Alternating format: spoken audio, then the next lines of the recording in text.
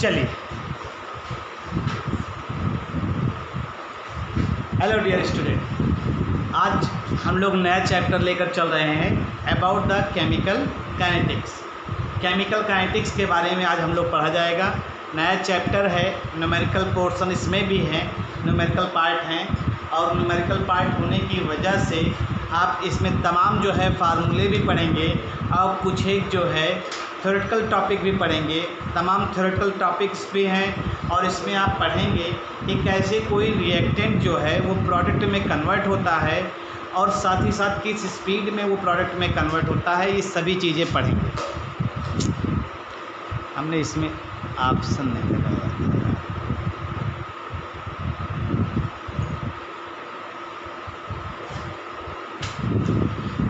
तो आज का चैप्टर जो हमने बताया ना, केमिकल काइनेटिक्स स्टार्ट करने चल रहे हैं। तो आइए देखते हैं केमिकल काइनेटिक्स क्या होता है और उसको हम लोग आज देखते हैं।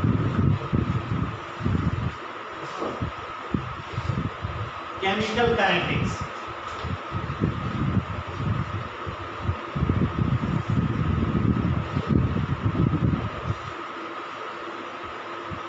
केमिकल काइनेटिक्स,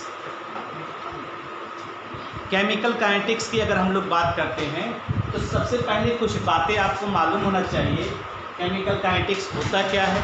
ये ग्रीक वर्ड से लिया गया है। काइनेटिक्स मीन्स होता है मूवमेंट। काइनेटिक्स मीन्स होता है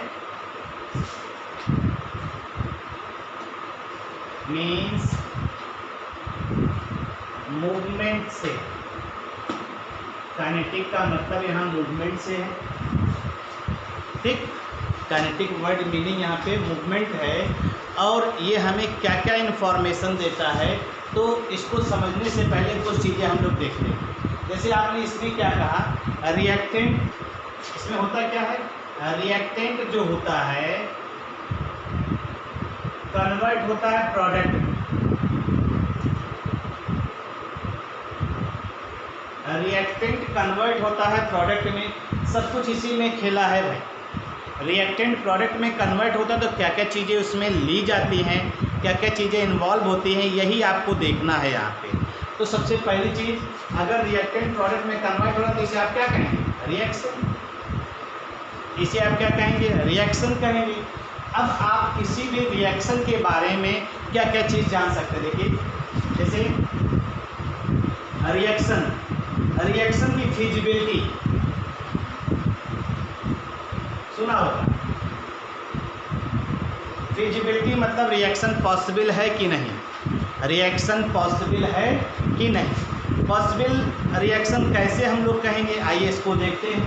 पॉसिबिलिटी का मतलब, अगर आपको याद हो, आपको बताया था डेल्टा जी की वैल्यू, फ्री एनर्जी चेंज।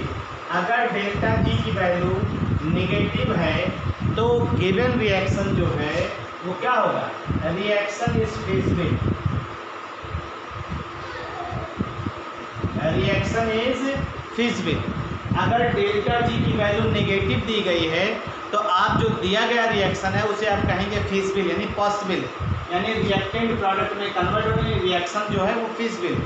दूसरी चीज़, अगर आपने थर्मोडायनेमिक्स केमिकल इक्विलिब्रियम पढ़ा होगा तो वहाँ पे के की वैल्यू हमने पढ़ा है। रिएक्शन क्वेश्चन क्यूब और के को रिलेट किया था।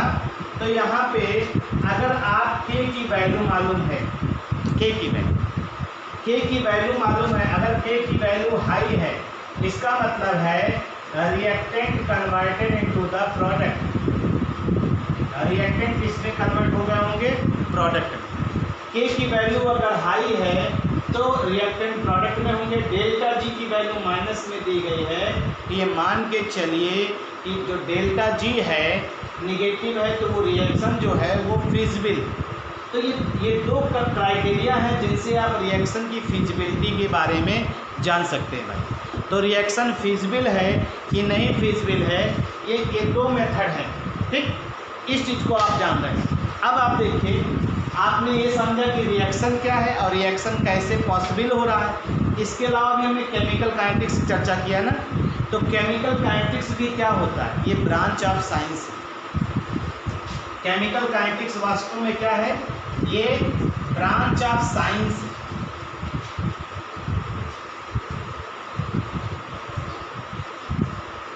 ब्रांच ऑफ साइंस है विच डील्स विद द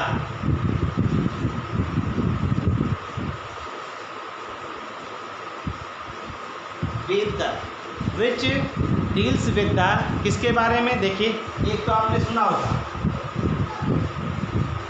अगर रिएक्टेंट प्रोडक्ट में कन्वर्ट हो रहा है तो किस स्पीड से कन्वर्ट हो रहा है उसे हम लोग कहते हैं रेट ऑफ रिएक्शन।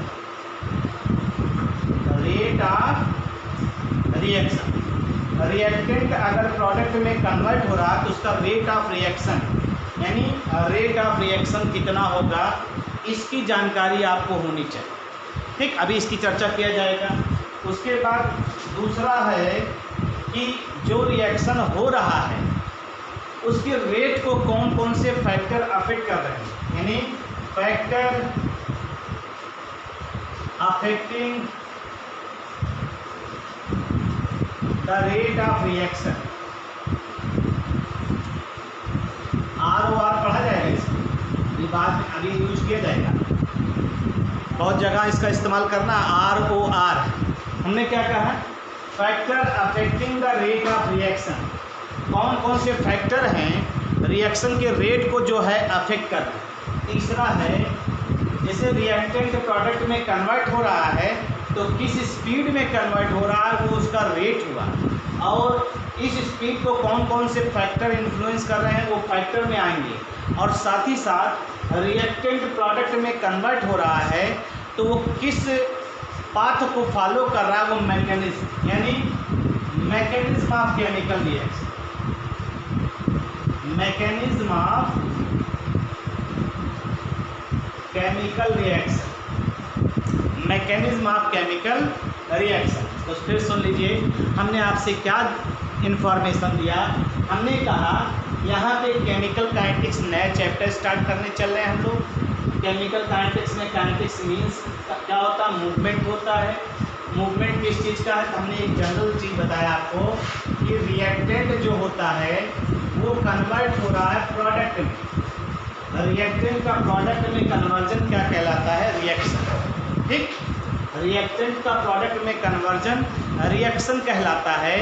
अब आपको यहाँ चर्चा करनी पड़ेगी कि ये रिएक्शन है कैसा।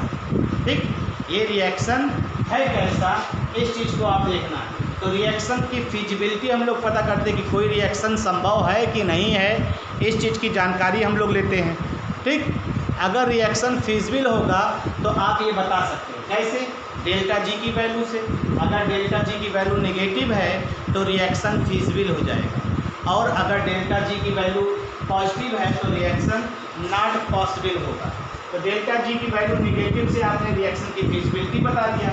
और आपने पढ़ा इक्विलिब्रियम कांस्टेंट, अगर इसकी वैल्यू हाई है तो रिएक्टेंट जो होगा वो प्रोडक्ट में कन्वर्ट हो चुका होगा, यानी रिएक्शन जो होगा वो आपका कैसा होगा? वो रिएक्शन पॉसिबल होगा। ये ध्यान दीजिएगा, ऐसे रिएक्शन जो हैं वो पॉसिबल होंगे, इस चीज़ का ध्यान रखिएगा। ठीक है भाई।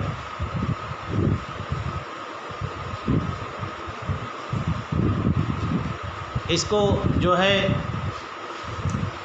है हम लोग सीधे सीधे ऑब्जर्व कर लेते हैं और देख सकते हैं।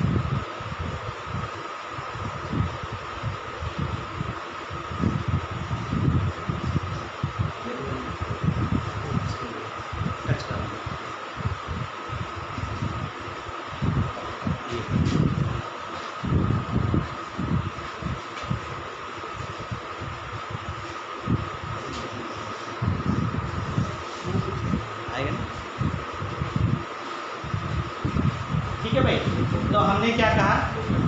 ब्रांच ऑफ साइंस है, ब्रांच ऑफ साइंस है जो डील कर रहा है रेट ऑफ रिएक्शन के बारे में। ठीक, और क्या? रेट ऑफ रिएक्शन के बारे में, factor affecting the rate of reaction, और मैकेनिज्म ऑफ केमिकल रिएक्शन। तो ये चीज़ें हैं, इनको लिख लीजिए। अब आगे चलते हैं और चीज़ों के बारे में हम लोग चर्चा करते हैं।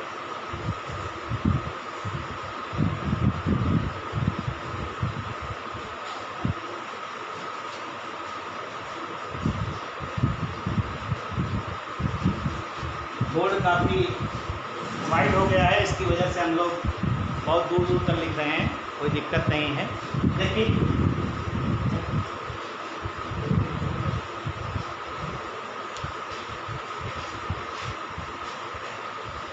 नहीं दिखाई दे रहा होगा, जूम कर लीजिएगा आप लोग। दिख रहा है ना भाई? क्यों?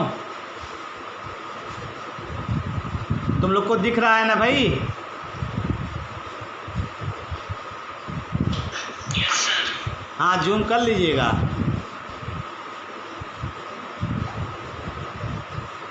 चलिए, अब यहाँ पे सब कुछ खेला किस चीज़ का है? रिएक्शन का। सब कुछ खेला जो देख रहे हैं यहाँ पे रिएक्शन का है।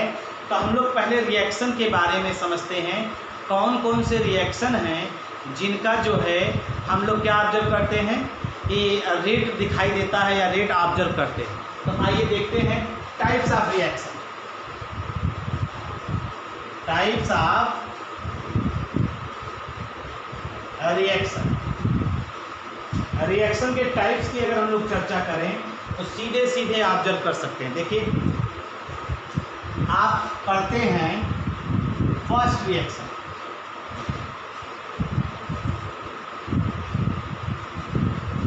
फास्ट रिएक्शन पढ़ते हैं, ठीक। फास्ट रिएक्शन का मतलब जिनकी स्पीड बहुत तेज, जिनमें ऐसे कहिए आयनिक रिएक्शन, जैसे एग्जांपल इसका है, ionic reaction takes place very fast. Ionic reaction takes place very fast.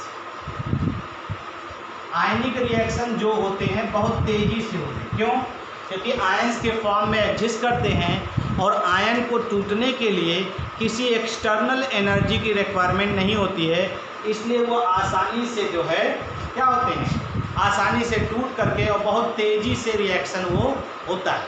तो इसको हम लोग ऑब्जर्व करेंगे। जैसे हम एग्जांपल लेते हैं, जैसे देखिए एग्जांपल है NaCl। NaCl प्लस AgNO3 और ये टूटेगा तो बन जाएगा AgCl का प्रेसिपिटेट और प्लस NaNO3। AgCl और प्लस NaNO3 ये सीधा सीधा प्रेसिपिटेट बनेगा, ठीक है। अब यहाँ पे Na प्लस Cl माइनस के रूप में एग्जिस्ट करता है। Na प्लस और Cl माइनस के रूप में ये एग्जिस्ट कर रहा है और ये अपने आप आसानी से टूट जा रहा है और रिएक्शन हो रहा है। तो ऐसे रिएक्शन बहुत फास्ट होते हैं। सच type of reaction very fast, hence rate of reaction can't measure। इतनी तेज होंगे कि आप उनके रेट ऑफ रिएक्शन को मेजर्ड नहीं कर सकते। जब इस तरह के फास्ट रिएक्शन होंगे तो हम लोग सीधे सीधे कह सकते हैं फास्ट रिएक्शन का रेट ऑफ रिएक्शन हम लोग लिख नहीं सकते। यानी सीधे सीधे हम लोग क्या कह रहे हैं,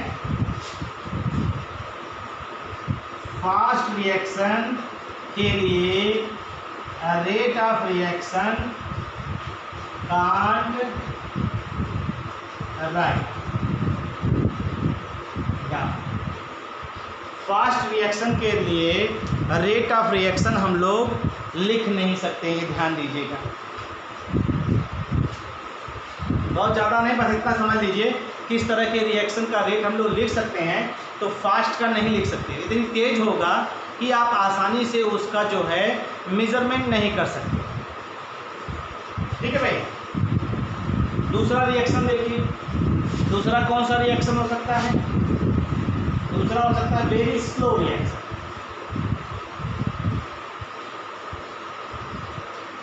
very slow reaction. Slow reaction की अगर हम लोग चर्चा करें तो स्लो रिएक्शन इतना ज़्यादा होता है कि वो महीनों का टाइम ले लेता है, महीनों का टाइम ले लेता है। तो एक मिसलीड क्रिएट करता है, एक मिसलीड क्रिएट करेगा और वो मिसलीड क्या होगी कि पता नहीं रिएक्शन हो रहा है कि नहीं हो रहा है। और जब ज़्यादा समय लेगा तो ऐसे रिएक्शन का भी हम लोग जो है रेट नहीं लिख सकते। जैसे आपने अभी इलेक्ट्रोकेमिस्ट्री में प्रीवियस वीडियो में पढ़ा है कि कोरोजन जो है वेरी स्लो प्रोसेस, बहुत स्लो होता है। और कारण क्या रहती है, ये एटमॉस्फेरिक मॉइस्चर और एयर के कांटेक्ट में आता है, तब जाकर धीरे धीरे रिएक्शन होता है। और ये काफ़ी दिनों चलने वाली प्रक्रिया है। तो हम लोग कह सकते हैं, इसका एग्जाम्पल क्या ले सकते हैं स्लो प्रोसेस का? कोरोजन। कोरोजन ये क्या करता है, इसमें जो है या कोरोजन या rusting of iron, rusting of iron, rusting of iron जो है इसका कॉमन एग्जाम्पल है। और ये मिसलीड क्रिएट करता है, mislead about the reaction, about the reaction, reaction के रेस्पेक्ट में मिसलीड क्रिएट करता है। मिसलीड का मतलब यहाँ पे क्या है कि पता नहीं रिएक्शन हो रहा है कि नहीं हो रहा है, आप समझ ही नहीं सकते कि रिएक्शन संभव है या रिएक्शन हो रहा है या नहीं हो रहा है। तो ये मिसलीड कॉन्सेप्ट क्रिएट करता है। मिसलीड कॉन्सेप्ट क्रिएट करने की वजह से, इतना स्लो होने की वजह से हम ऐसे रिएक्शन का rate of reaction can't be find, ऐसे रिएक्शन का भी रेट ऑफ रिएक्शन हम लोग नहीं लिखते हैं, ध्यान दीजिएगा। सच टाइप ऑफ रिएक्शन का भी आप रेट ऑफ रिएक्शन नहीं लिखते हैं। बात समझ में आई ना?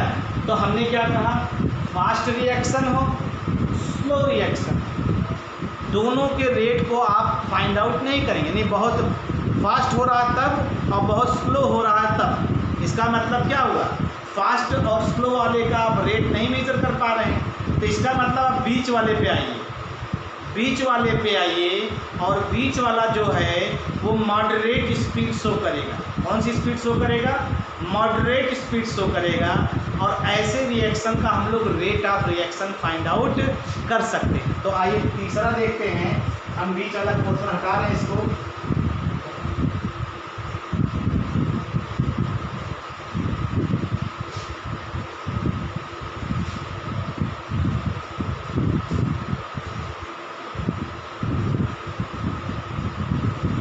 अगर हम लोग इसी को देखें, ये देखिए तीसरा जो है हमारा कौन सा है, मॉडरेट,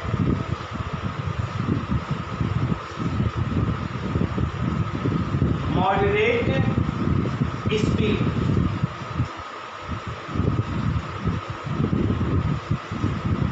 ठीक है, जिनकी स्पीड बहुत ज़्यादा ना हो, बहुत स्लो ना हो। यानी सच type of reaction, such type of reaction are intermediate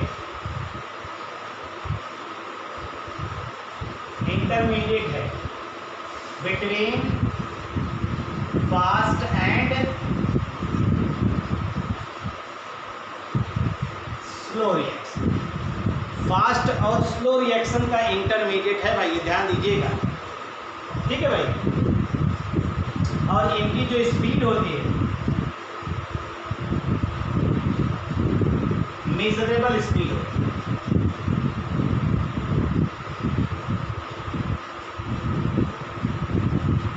यानी rate of reaction can be measured, rate of reaction can be measured. इनके रेट ऑफ रिएक्शन को हम लोग मेजर कर सकते। देख लीजिए इसको, ठीक, आप इसको फट से बना लीजिए तब तक, थोड़ा हम इनको पिला दें तब तक।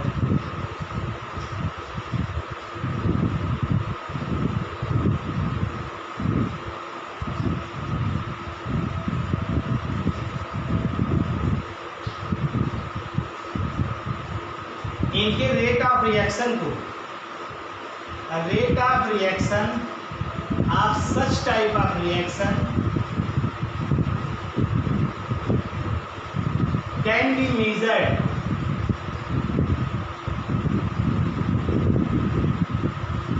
इन लेबोरेटरी,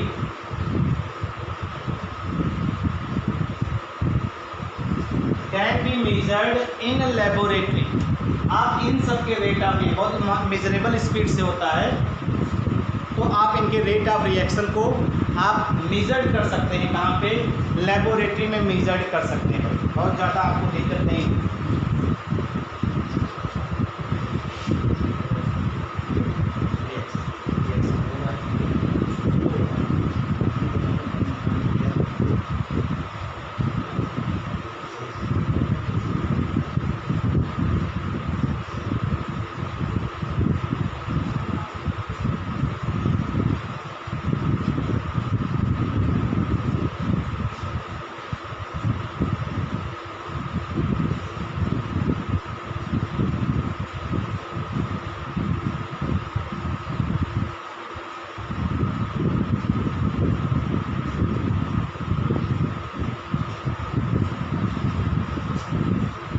भाई? नेक्स्ट पार्ट, आइए अब हम लोग मेजर करते हैं और नेक्स्ट पार्ट की तरफ मूवमेंट करते हैं कि रेट ऑफ रिएक्शन। ठीक, रेट ऑफ रिएक्शन क्या है? और रेट ऑफ रिएक्शन के लिए आइए देखते हैं, rate of reaction ROR side में लेकर कभी कभी चलेंगे भाई, ध्यान दीजिएगा इसको। रेट ऑफ रिएक्शन, पहले कुछ बातों को समझिए और आप जान लीजिए पूरी केमिकल काइनेटिक्स जो है हमारी एक रिएक्शन पे बेस्ड है, R converted into the product. R जो है वो P में कन्वर्ट हो रहे हैं, इसी पूरे जो है एक टॉपिक पे बेस्ड है, R converted to the P। फिर हम उसी को तमाम अलग अलग रिएक्शन में कंसीडर करें। तो आइए देखते हैं, जैसे देखिए रेट ऑफ रिएक्शन हम लोग निकालना है, तो हमने मान लिया लेट अस कंसीडर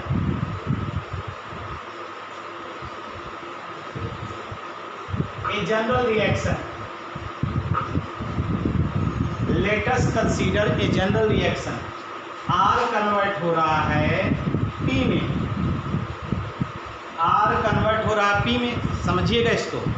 अगर R P में कन्वर्ट हो रहा है तो T बराबर अगर हम 0 मान लें, T बराबर 0 मान लें, सुनिएगा ध्यान से, T बराबर अगर 0 मान लें तो हमारा जो इनिशियल कंसंट्रेशन इसका होगा वो क्या होगा, देखिए A मान लिया, A मोल पर लीटर, A मोल पर लीटर मान लिया, ध्यान दीजिएगा। और जब इनिशियल, ये जानते हैं 100% होता है रिएक्टेंट, हमेशा जब रिएक्शन शुरू होता है तो वो 100% होता है, तो इसका मतलब A है, तो जब ये ख़त्म होगा तभी तो ये बनेगा। इसका मतलब जब शुरुआत रिएक्शन नहीं हुआ है तो P कितना होगा, 0 होगा। समय बीत रहा है, हमने मान लिया आफ्टर T टाइम बाद, मान लीजिए इसका कुछ मोल डिकम्पोज कर रहा है, तो हमने मान लिया A माइनस एक्स डिकम्पोज करेगा तो बचेगा कितना रिएक्टेंट, A माइनस एक्स, और यहाँ पे अपीयर कितना होगा, x होगा, यहाँ पे ये अपीयर कितना होगा, x होगा। और ऐसे मान लीजिए आफ्टर टाइम इन्फिनिटी टाइम ले लीजिए, इन्फिनिटी इनफाइनाइट टाइम, ऐसे ही टाइम बढ़ाते चले जाइए। एक समय ये आएगा कि ये 0 की लगभग पहुँच जाएगा और ये हो जाएगा A के बराबर, यानी सारे के सारे रिएक्टेंट किस में कन्वर्ट हो गए, प्रोडक्ट में।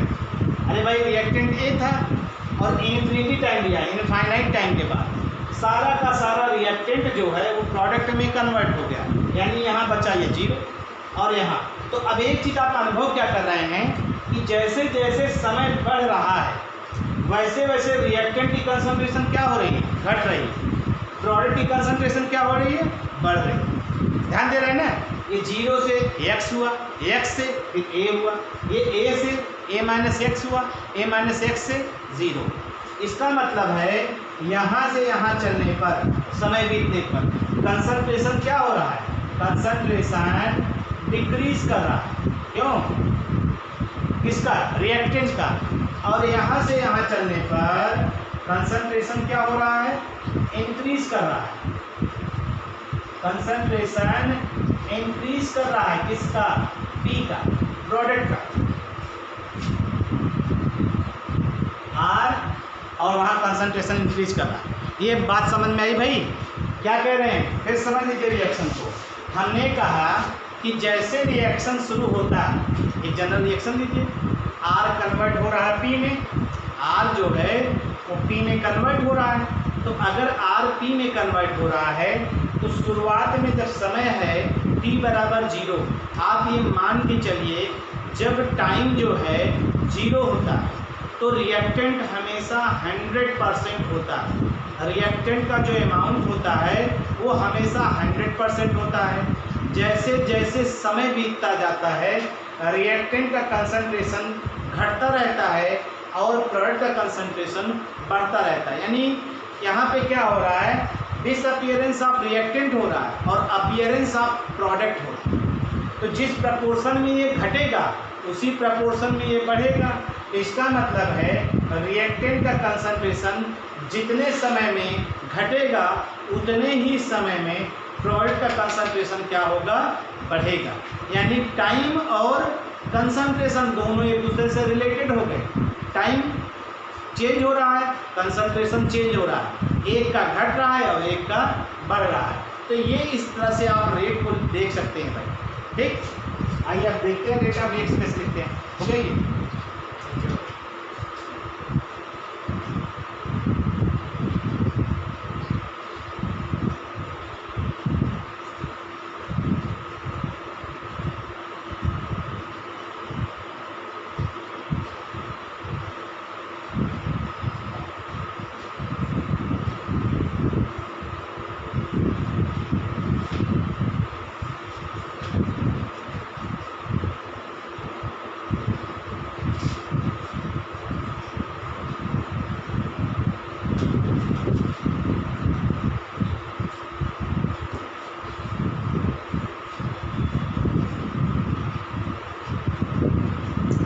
तो अब आप रेट ऑफ रिएक्शन को कैसे डिफाइन कर सकते हैं?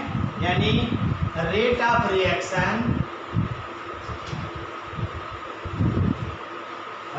Reaction is equal to the change in concentration of reactant or product, reactant or product in given time, या कहिए इन यूनिट टाइम।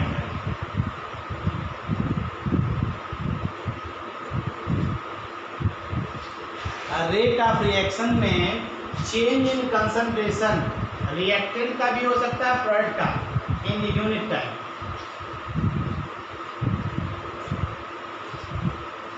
या ऐसे भी लिख सकते हैं into time, change in concentration of RP in time, या इन टाइम, चाहे जो लिखिए ऐसे ही आप इसको लिख सकते हैं। तो रेट ऑफ रिएक्शन क्या कहेंगे? अब देखिए, रेट ऑफ रिएक्शन अगर लिखना हो तो आप ऐसे ही लिखेंगे। रेट ऑफ रिएक्शन अगर लिखना होगा तो क्या लिखेंगे? चेंज इन कंसंट्रेशन ऑफ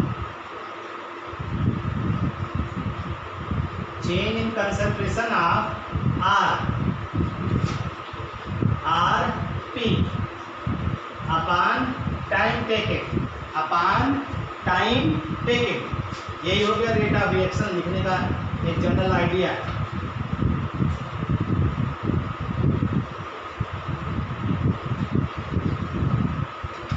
ये रेट ऑफ रिएक्शन लिखने का एक जनरल आइडिया हो गया भाई।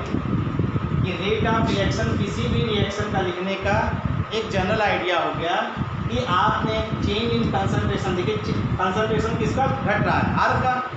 जिस दौरान आर का घटेगा उसी दौरान पी का बढ़ेगा, ये फिक्स है। इसमें आपको कुछ सोचने की ज़रूरत नहीं है। आप इसको जो है बिल्कुल दिमाग में बैठाए रहिए कि जिस दौरान जितने टाइम में रिएक्टेंट का कंसंट्रेशन जो है वो क्या होगा, घटेगा, उतने ही टाइम में प्रोडक्ट का कंसंट्रेशन क्या होगा, बढ़ेगा। ये ध्यान दीजिएगा, कोई इसमें इफ और बट करने की बात नहीं है। आइए रेट ऑफ रिएक्शन को देखते हैं, और रेट ऑफ रिएक्शन को वास्तव में हम लोग दो तरह से ऑब्जर्व करते हैं। ठीक है, रेट ऑफ रिएक्शन को हम लोग कैसे लिखते हैं? देखिए, एक जनरल रिएक्शन ले ही लेते हैं, उसी से बताते हैं। रेट ऑफ रिएक्शन एग्जाम्पल ले रहे हैं, ठीक है।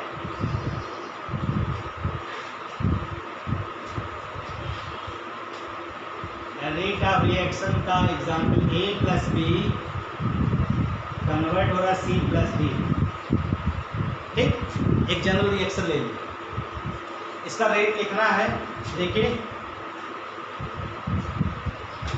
Rate of reaction is equal to, क्या कहा था अभी ध्यान दीजिएगा। अभी आपसे कहा था कंसंट्रेशन। अब इसका कंसंट्रेशन चेंज इन कंसंट्रेशन, देखिए रिएक्टेंट है ये क्या है, ये रिएक्टेंट है और ये product. Change in concentration of A, तो चेंज का मतलब हो गया डेल, और कंसंट्रेशन का मतलब होता है स्क्वायर ब्रैकेट, और change in concentration of A upon time del T.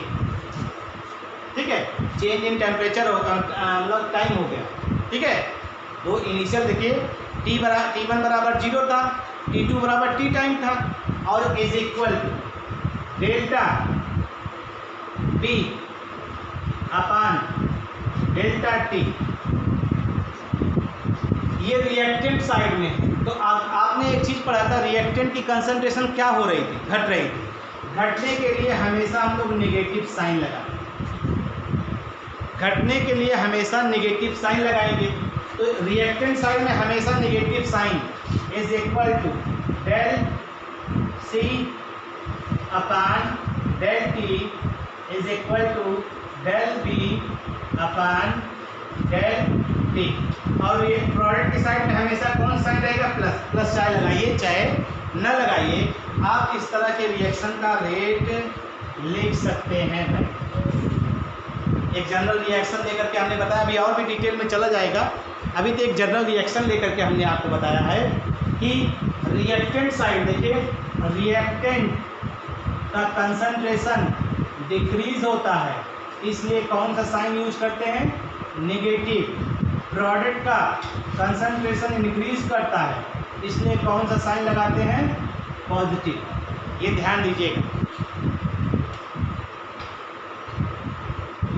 और हमने बताया rate of disappearance is equal to the rate of appearance होता है। जितना डिसअपीयर होता है उसी प्रपोर्शन में अपीयरेंस भी होता है। तो यहाँ जितना ये घटेगा उतना ही ये बनेगा।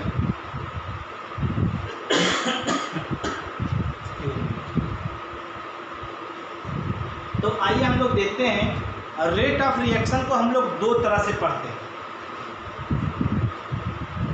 रेट ऑफ रिएक्शन को हम लोग दो तरह से इसको पढ़ते हैं। आइए आगे का देखते हैं इसको।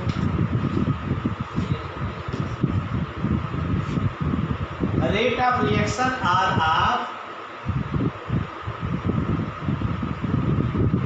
To types. Rate of reaction are of two types. हम लोग रेट ऑफ रिएक्शन दो तरह से पढ़ते हैं। कौन कौन से, वही देखना है, वही समझना आपको है। तो आइए देखते हैं। एक सुना होगा, एक को हम लोग पढ़ते हैं एवरेज रेट,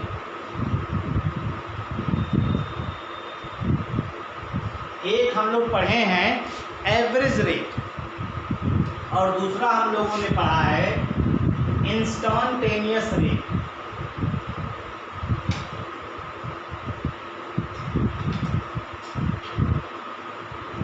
एवरेज रेट और इंस्टेंटेनियस रेट के बारे में हम लोग सुनेंगे और इसके बारे में पढ़ेंगे।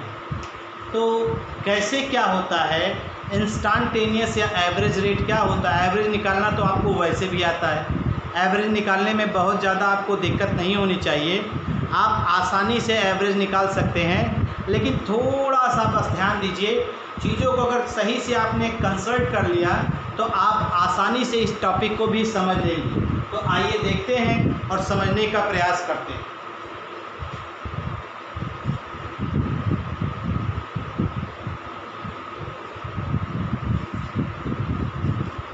तो आइए देखते हैं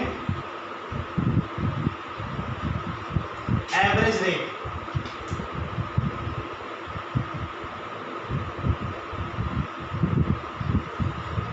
एवरेज रेट की बात करते हैं। एवरेज रेट का मतलब है कि किसी भी रिएक्शन का जो रेट है, rate of reaction over A time interval, over A time interval called average rate.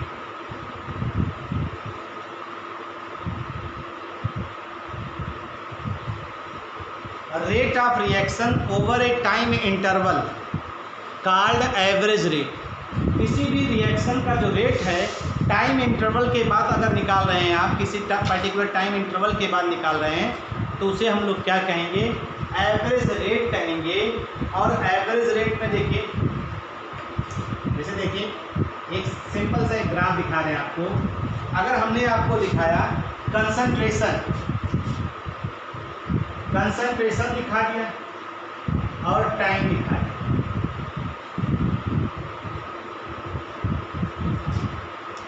अभी हमने आपको एक जनरल रिएक्शन से इसके बीच में एक बताया था, जैसे जैसे टाइम बढ़ता है किसका कंसंट्रेशन बढ़ता है, अभी बताया था ना। देखिए टाइम जैसे देखो आर कन्वर्ट हो रहा पी, ठीक, पी बराबर 0 है तो रिएक्टेंट ए है, प्रोडक्ट 0 है। पी बराबर टी है, ए माइनस एक्स है, ये एक्स है। पी बराबर इन्फिनिटी है, ये 0 हो गया, ये ए हो गया। तो ये क्या हो रहा है, पी बढ़ रहा है, आर क्या हो रहा है, घट रहा है, यही तो है। अब अगर इसी टाइम और कंसंट्रेशन के बीच में ग्राफ प्लॉट कर दें तो ये टाइम बराबर 0 हो गया। देखो टाइम बराबर ये क्या हो गया, 0, ये 0 हो गया। अगर आप देखिए तो किसका कंसंट्रेशन बढ़ रहा है, प्रोडक्ट का, तो इसका मतलब 0 से शुरू कर रहा है ना। ये देखिए कंसंट्रेशन 0 से, यानी यहाँ पे 0 है, ये बढ़ रहा है, ऐसे बढ़ेगा। ये किसका हो गया, ये प्रोडक्ट हो गया। और बहुत ज़्यादा कंसंट्रेशन है, ये ऊपर चलेगा। देखो ये कैसे आएगा, ये टाइम के हिसाब से, ये किसके लिए हो जाएगा, रिएक्टेंट के लिए हो जाएगा, ध्यान दीजिएगा इसको। तो कंसंट्रेशन टाइम के हिसाब से रिएक्टेंट का क्या हो रहा है, घट रहा है, और कंसंट्रेशन प्रोडक्ट का टाइम के हिसाब से क्या हो रहा है, बढ़ रहा है। इस चीज़ का आप ध्यान दीजिएगा भाई, इस चीज़ को आप ऑब्जर्व कर सकते हैं, कोई बहुत बड़ी चीज़ नहीं है। ये आपने जानते कहाँ पढ़ा है, अगर आपको याद हो इक्विलिब्रियम में ये टॉपिक के बारे में, इस टॉपिक के बारे में डिटेल में बताया भी गया है, हमने वहाँ पढ़ाया भी है कि टाइम जैसे जैसे चेंज होता है, टाइम बढ़ता है तो कंसंट्रेशन ऑफ रिएक्टेंट घटता है और प्रोडक्ट का कंसंट्रेशन बढ़ता है, जो हमने यहाँ पे आपको दिखाया हुआ है। तो हम एक अलग तरह का लेते हैं और आपको दिखाते हैं। मान लीजिए सिर्फ हमने रिएक्टेंट को ले लिया, हमने रिएक्टेंट का ले लिया, ध्यान दीजिएगा, कंसंट्रेशन ये हो गया और टाइम हो गया। तो यहाँ पे हमने दिखाया इसको इस तरह से होगा, ये कंसंट्रेशन इस तरह से ग्राफ होगा इसका। तो अगर आपसे पूछा जाए कि दो अलग अलग टाइम पे, जैसे देखिए ये हो गया, ये एक टाइम हो गया, ये हो गया, ये एक टाइम हो गया ना, T1 और T2 ले लिया, T1 और ये T2 ले लिया, ठीक, T1 और T2 ले लिया, ये C1 कंसंट्रेशन हो गया और ये देखिए ये C1 हो गया और ये C2, दो कंसंट्रेशन मिल रहा है आपको, देखिए ध्यान से, दो कंसंट्रेशन मिल रहा है। T1 टेम्परेचर पे C1 कंसंट्रेशन, T2 टेम्परेचर पे C2। चूँकि रिएक्टेंट के लिए है तो C1 हमेशा क्या होगा, ज़्यादा होगा, भाई ऊपर से आ रहा है ना, C1 ज़्यादा होगा, C2 कम होगा, दोनों का डिफरेंस निकालिए, C2 माइनस C1 क्या आ जाएगा, निगेटिव में आएगा। तो आइए देखते हैं इसी का रेट अगर निकालना हो तो हम लोग कैसे निकालेंगे। देखिए यहाँ पे रेट बराबर change in concentration upon time taking. Change in concentration कैसे होगा आपका, हमेशा जो है C2 minus C1 upon T2 minus T1, C2 minus C1 upon क्या आ जाएगा, T2 माइनस T1, और यहाँ पे ये वैल्यू आ जाएगी delta C upon delta T।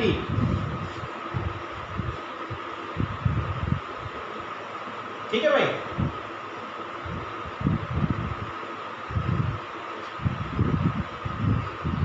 लिखा हो, लिख लिया भैया,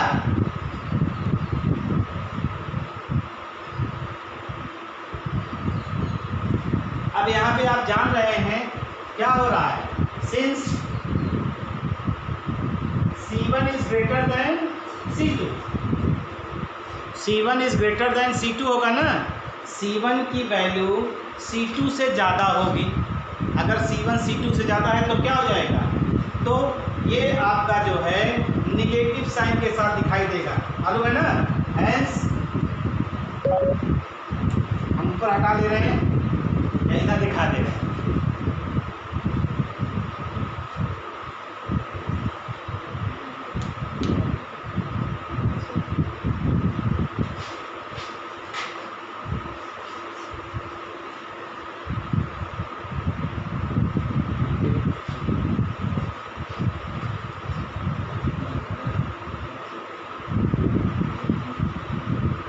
तो देखिए, अगर हम इसको लिखें तो इसका एवरेज रेट क्या हो जाएगा, यहीं लिख दे रही ये जगह है, एवरेज रेट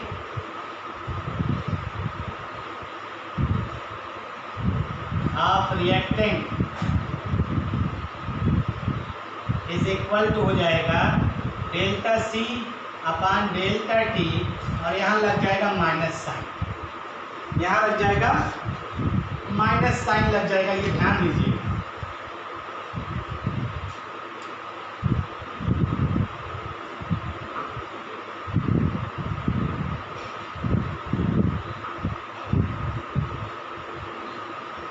लिख लीजिए,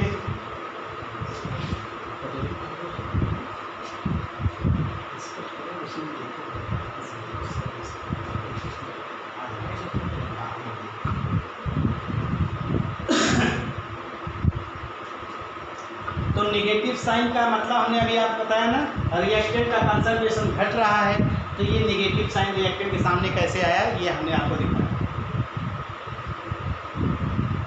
हो गया भैया, तो ये एवरेज रेट हो गया। अगर ऐसे ही हम प्रोडक्ट का बनाएं, ऐसे ही हम प्रोडक्ट का बनाएं, अगर आप देखिए तो प्रोडक्ट में क्या होगा, प्रोडक्ट में देखिए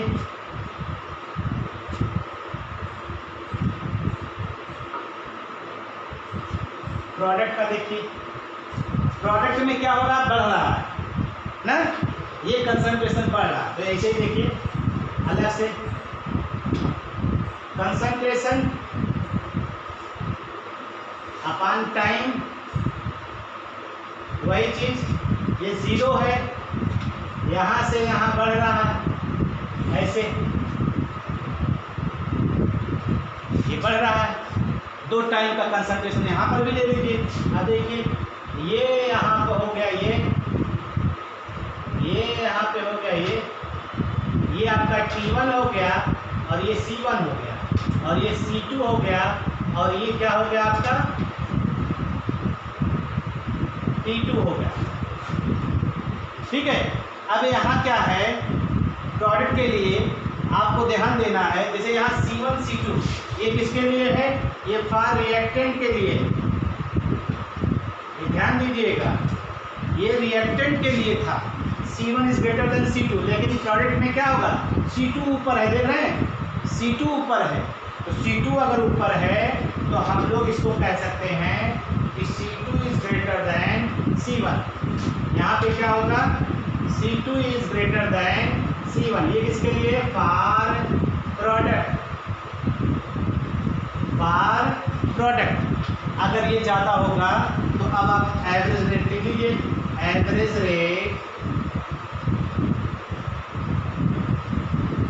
ऑफ प्रोडक्ट हो जाएगा, देखिए वही चीज क्या हो जाएगा, C2 माइनस C1 अपान T2 माइनस T1, और ये हो जाएगा delta C upon delta T। देखिए दोनों एक ही जैसे आ गए, ये भी आ गया, ये भी वही चीज आया, बस अंतर क्या हुआ, ये घट रहा था तो यहाँ माइनस साइन आ गया, और यहाँ पे ये C2 बढ़ रहा है, इंक्रीज कर रहा है, इसलिए यहाँ पे क्या आएगा, पॉजिटिव साइन आएगा। बस अंतर यही है, C2 माइनस C1। ये सीधा सीधा आपका जो है एवरेज रेट लिख लिया आपने।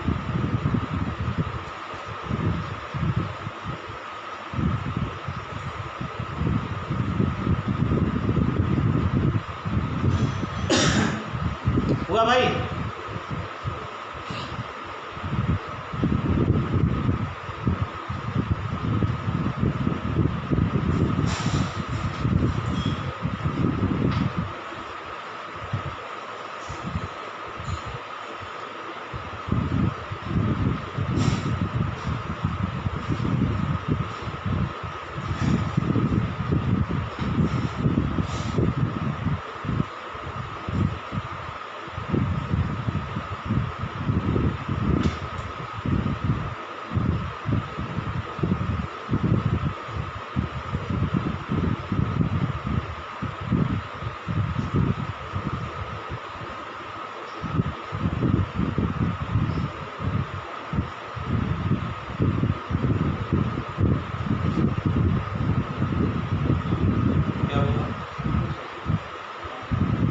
चले आगे एक और फल सब बस इसके बाद हमारा बैटरी भी बैटरी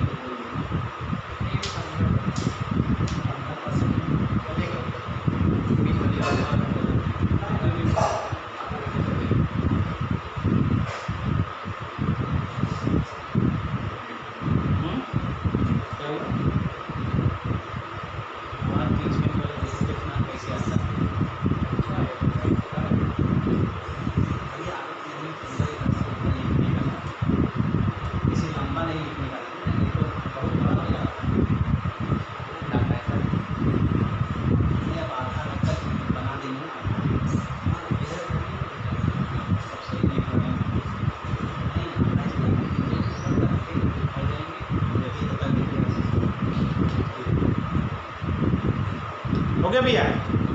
अब देखिए, आप गौर से देखिए, दोनों एक ही चीज़ है, बस ये माइनस है और ये क्या है प्लस। तो इसका मतलब है अगर आप एवरेज रेट लिखना चाहते हैं, यानी एवरेज रेट